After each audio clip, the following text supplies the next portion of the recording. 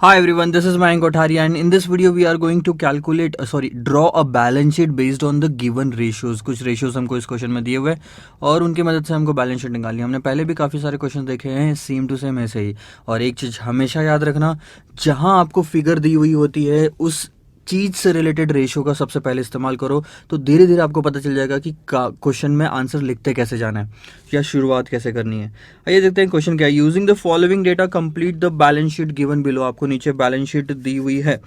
Gross profit है 54,000 का, share holder का फंड है 6 लाख रुपए, ठीक है। ग्रॉस प्रॉफिट का मार्जिन है 20% का। अब अगर आप ध्यान दोगे तो 54,000 ग्रॉस प्रॉफिट है और मार्जिन 20% है। ग्रॉस प्रॉफिट मार्जिन कैसे निकालते हैं? Gross profit divided by sales. So अगर 54,000 को 20% से अगर आप डिवाइड करोगे तो आपका आंसर आ जाएगा 54,000 डिवाइडेड बाय 0.20, यानी कि 2,70,000 रुपये का आपका सेल्स है, ठीक है।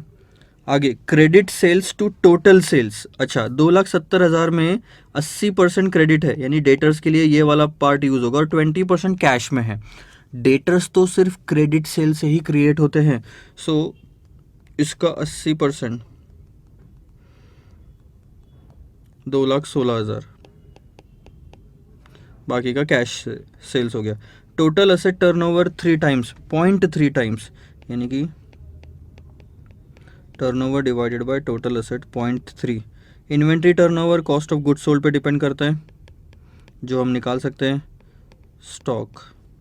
एवरेज कलेक्शन पीरियड में आप क्या लोगे? Debtors divided by daily credit, credit ध्यान देना, ठीक है, सेल्स।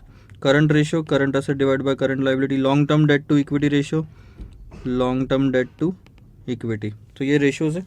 देखो मैं कैसे चीज़ें निकालता हूँ धीरे धीरे। सबसे पहले सेल्स,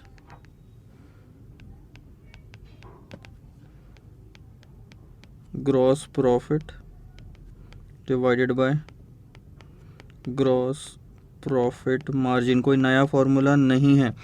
ग्रॉस प्रॉफिट मार्जिन के फॉर्मूले को ही इधर से उधर किया तो आपका ये फॉर्मूला बन जाएगा 54,000 डिवाइडेड बाय 20%। तो सेल्स की फिगर आ जाएगी 2,70,000, ठीक है। सेकंड, उसमें से आप कैश सेल्स ले लोगे और कुछ क्रेडिट सेल्स रहेंगे। 2,70,000 क्रेडिट सेल कितना? 80%, 20%,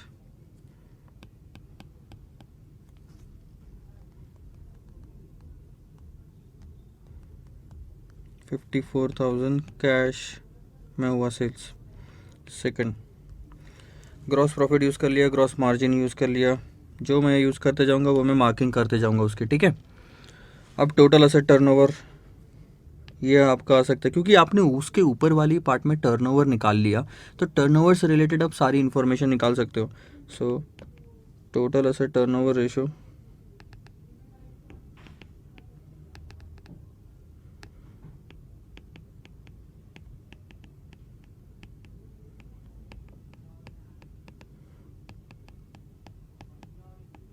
टर्नओवर डिवाइडेड बाय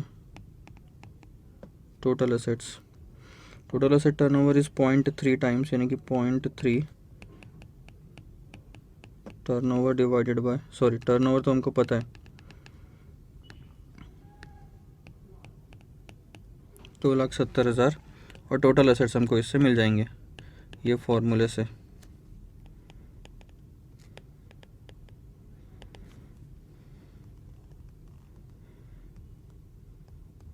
9 लाख रुपए के टोटल असेट्स है।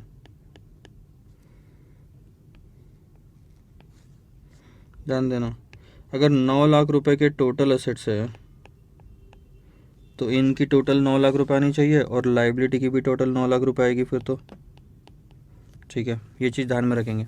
आगे आपको दिया हुआ है inventory turnover ratio 3।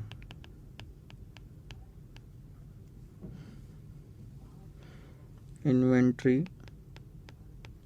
Turnover ratio का फॉर्मूला क्या है? Cost of goods sold divided by inventory, closing inventory. अब कॉस्ट ऑफ गुड्स सोल्ड को मैं ऐसे लिख सकता हूँ, sales minus gross profit divided by inventory. Ratio कितना है, 4 times 4, so 4 times 2,70,000 minus gross profit कितना, 54,000, ग्रॉस प्रॉफिट 54,000, इससे आपकी इन्वेंट्री आ जाएगी।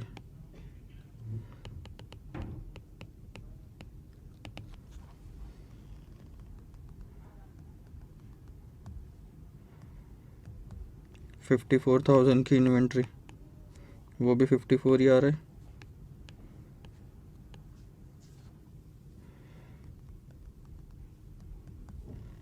ठीक है,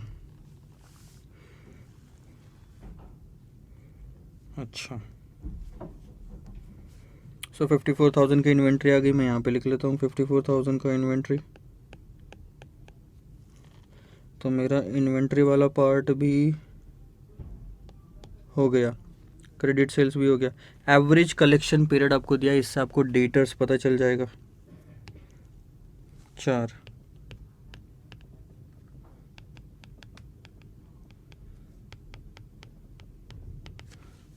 फॉर्मूला क्या है, debtors divided by daily credit sales. ध्यान देना यही चीज़ पे कि डेटर्स क्रेडिट सेल्स से क्रिएट होते, तो नीचे में सिर्फ क्रेडिट सेल्स आना चाहिए। कलेक्शन पीरियड कितना है आपका,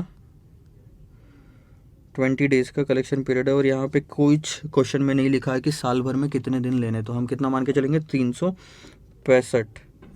सो 20 डेज़ का ये डेटर्स हमको निकालने हैं।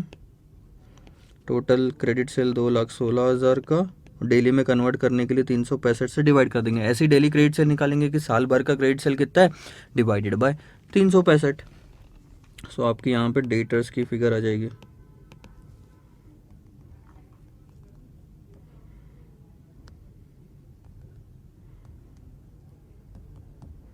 11,836।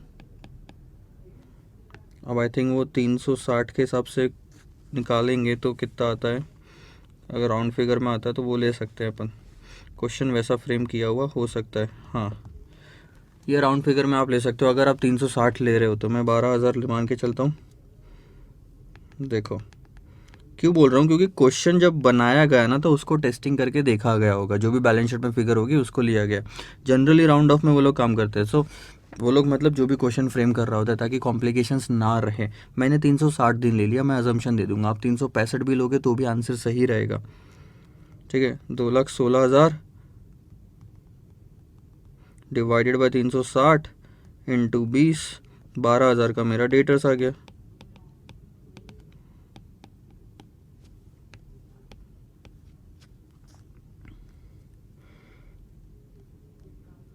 ये 12,000 का आपका डेटर्स आ गया। ठीक है, अब एवरेज कलेक्शन पीरियड आपने यूज़ कर लिया।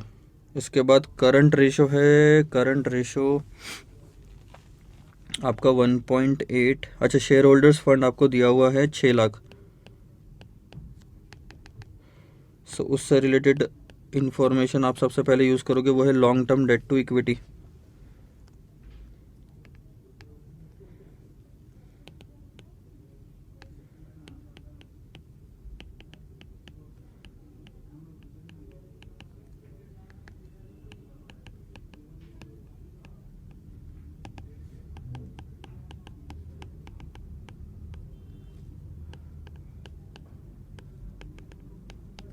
ठीक है, अब ध्यान दो,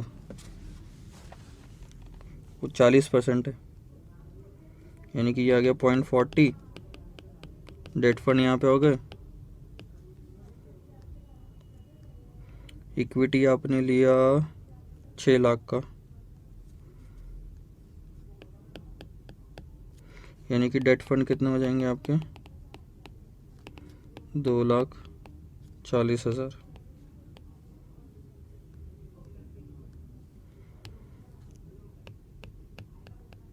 बैलेंसिंग फिगर क्रेडिटर्स की हो जाएगी, 8,40,000 आपके हो गए, तो बैलेंसिंग फिगर कितनी आई, 60,000 की आपकी क्रेडिटर्स हो गए। ये आपने बैलेंसिंग फिगर लिख दिया। अब एक और चीज़ जो बची थी वो करंट रेशियो 1.8, 6,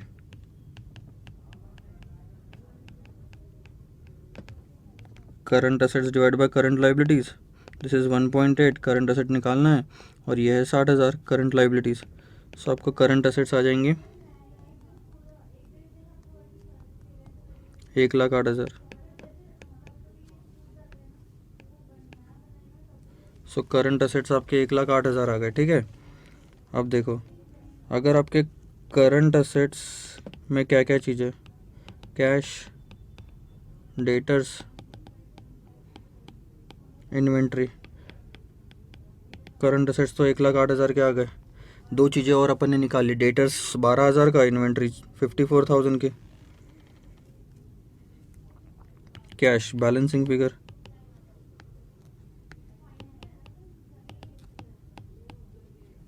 सो आपका कैश आ जाएगा यहाँ पे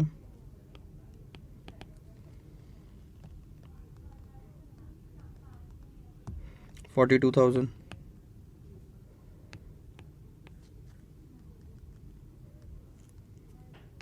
ये आपका कैश आ गया 42,000 और fix assets will be the balancing figure. Fix assets balancing figure 9 lakh में से 1,08,000 निकाल दो, 7,92,000 और आपकी बैलेंस शीट सारी की सारी ख़त्म, कंप्लीट, पूरी। So this is how we have to calculate. See बहुत ही ईजी क्वेश्चन था, अगर मैं आपको बोलूँगा तो एक एक करके मैं रेशियोज यूज़ करता गया और सिंपल सा क्वेश्चन था, हर एक के बाद फिगर्स निकलती गई। मेरे को यहाँ पे दिमाग लगाना ज़रूरी है, ऐसे किया तो आएगा क्या, ऐसे किया तो आएगा क्या, या ऐसे किया तो आएगा क्या।